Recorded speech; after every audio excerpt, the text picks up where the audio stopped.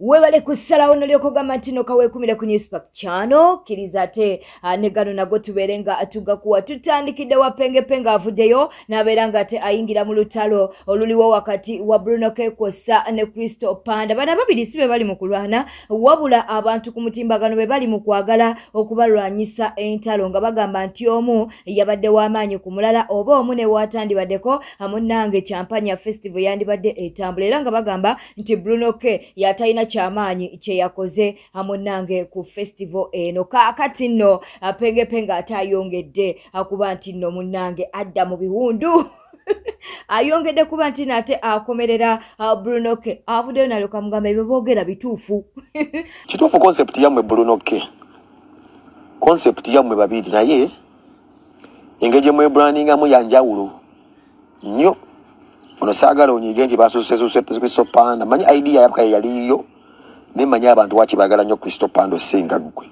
era manyi wakibameekeza omukolo gwabwe kubeera mu gwa Crystal Panda gwe bakuzuza ebbali ate nga champagne concept zammwe babiri Bruno K ebiseera ebisinga engeri gye brandingamu esobola tu affectinga maaso eyo omanyikiddwa ng'omuvubuka agala ebikazi ebiina binnamakula ate nowolitolo kyogamba Crystal Panda tazina ne Crystal Panda azina n'ekimwawula ku gwe nti yazina bukurimu ate ewamu ku kiraasi Crystal Panda ayinza kukola video ng'ali mu boxa gwe osobola okukola video ng'oli mu boxa kati Crystal Panda ye yategeera branding gy'otalina ng'omaze ebbanga ng'oli mbivubukavubuka mugoba bikazi byambala peti omuvubuka agenda mu jimu kyozina omukazi yambala peti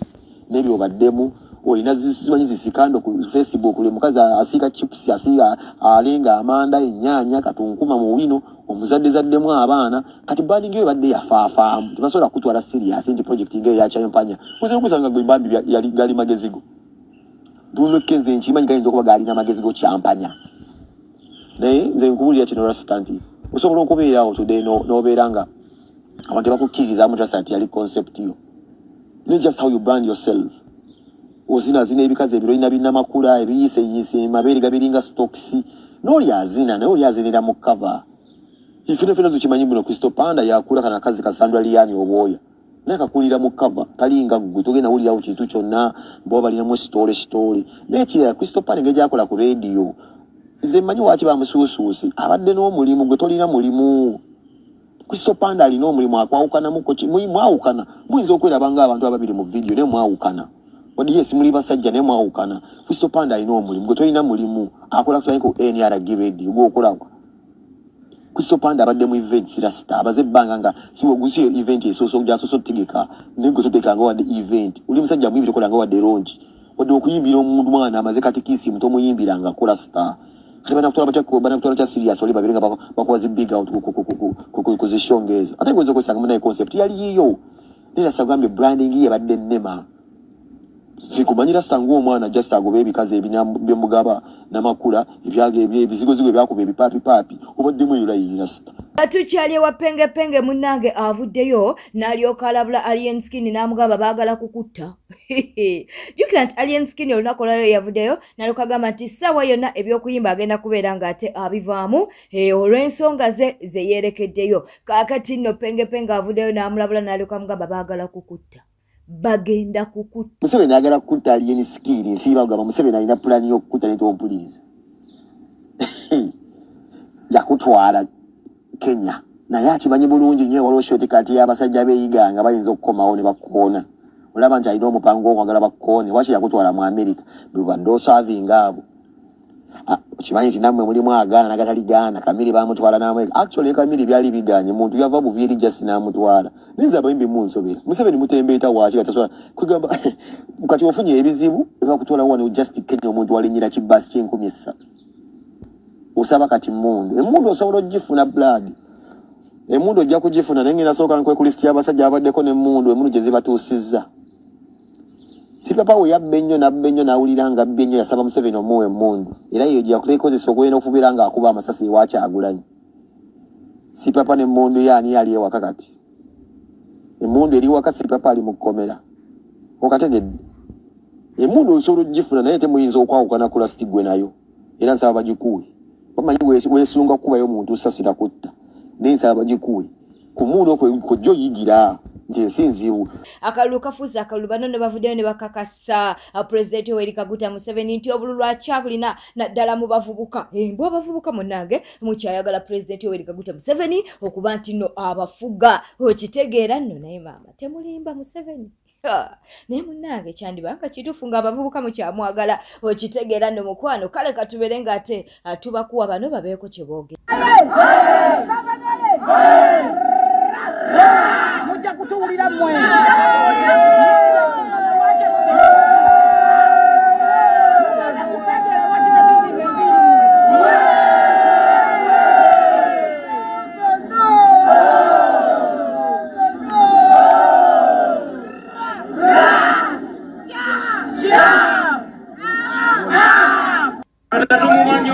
Kyagulanyi is someone contest.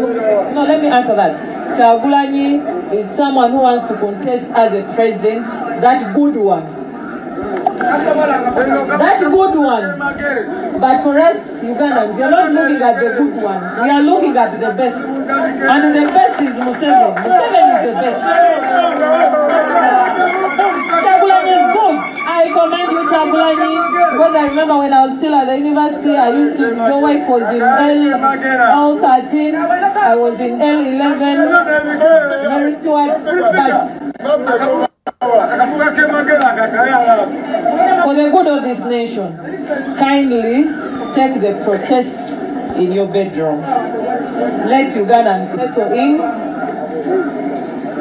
as they look for a profound, articulate, tasted, not assertive, parental, caring, listening, ideologically oriented president. Yes, we agree you're good, and I commend you, you're good, but we are looking for the best. And Museveni is the best. Tukkirize tubeere nga tubuuzaako ku Nakayiza Juliet ogamba otya Jane Nakyanja Nakiryowa Joyce tukutumide kaadi gy'ogamba otya Grace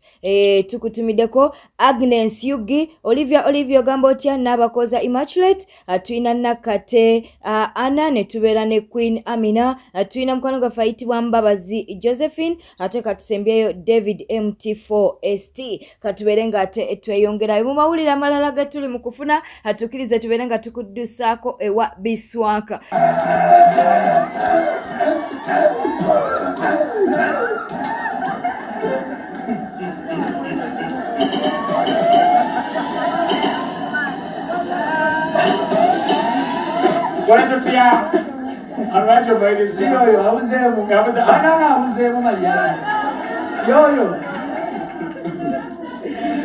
Embera mbi no sabiriza mami embera mbi masabiriza munga bajesu labe siku alo sabiriza can I tell you some of my problems ani mrala kumanyana basi tukomya wabana tuwakolola kito bale kwa Biswanka bakoka do following up music you know sasa ba bisuyo yeah is it just about bisuyo wa video manje bulungi manje wala sasa kula kupa to sana hapo mkono ni mungalo ola ni sima yapata manje video waje baba hivi na mloga wala kaiba kama ndio na huyo baba manje ndio ndio yakusa yeye ndio yakala bomani manje kani bacha kama for the road for the road so manje kisesta just to receive manje na msika kiriza tubeere nga tweyongerayo Calvin Kayanja afaaki lwakuba twasalawo okuba nti no tukolera bantu twasalawo okuba nti namawulire tugakuwanga yetugafuna ku mutimbagano avuddeyo n'abeera ng'ajerega oluyimba lwabane luyimba ki oluyimba Bobi Wine lwe yayimbye ne King Saha kwossa ne Nubian Lee avuddeyo n'alujevuna avuddeyo munange n'alyoka agamba Bobi Wine sigala mu bya politics ebyokuyimba biveeko ayogeredde oluyimba lwabane katubeere nga tulukuwa bannange oluyimba lwa Kadingo ne gurupu ye nga tetuluwulira ebifaananyi bye beekubidde mu studio bisinga oluyimba okunyuma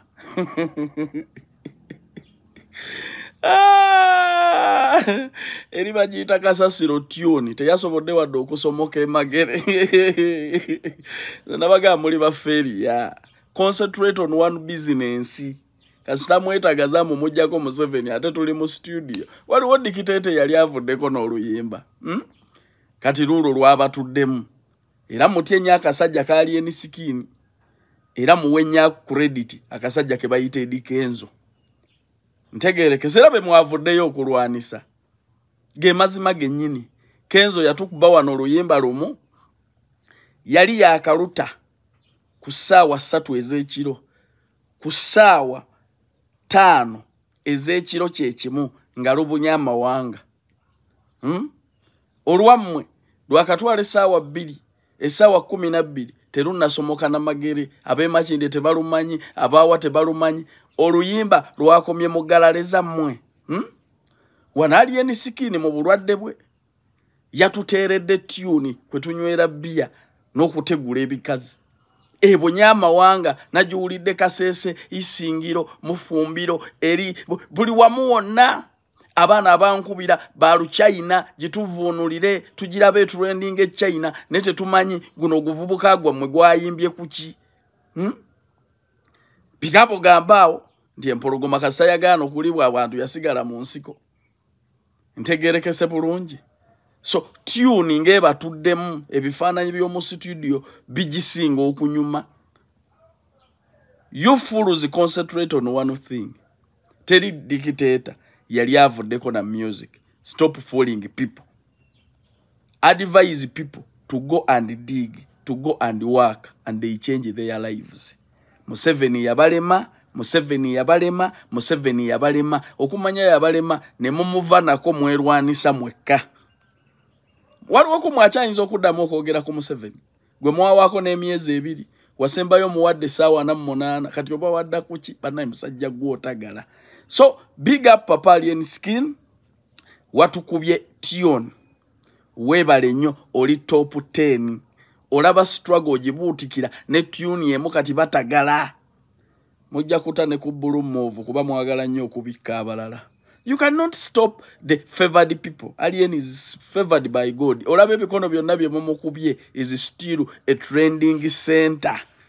Kati monone kuvu kadingo ne group yo. Twakuwadde dda amawulire munange nga Nagudi eyalumbye Mirembe avuddeyo n'abeera ng'ate amwetondera n'agamba nti munange ebigambo byamusimatuse oba ebigambo byamutoloseeko mu kamwa. Kaakati n'obaddewo amuleetedde olugambo ng'era ageya Mirembe mbu simanya maama wa Mirembe simanya ku kyalo beefuula abalokole naye nga balina emitima emibi lwelo olugambo lwabadde amuleetera nga wooli mu kulaba screenshot eyo mukwano. Nagudi kyamukoze